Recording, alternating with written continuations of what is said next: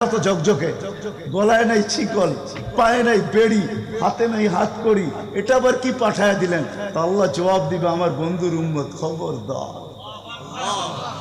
তো ফেরেশতা মালিক জিজ্ঞেস করবে, দারোগা হাত কড়ি নাই কেন?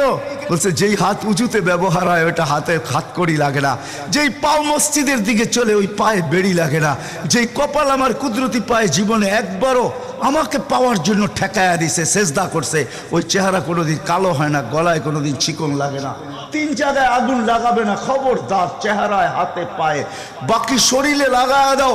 আগুনকে যখন মালিক হুকুম দিবে ধরার জন্য, আল্লাহ আমাদেরকে শিখায় দিবে, স্মরণ করায় দিবে, আমরা কলেমা পড়তে থাকবো। আগুন আসবে আর যাবে, আসবে আর যাবে, ধরবে না।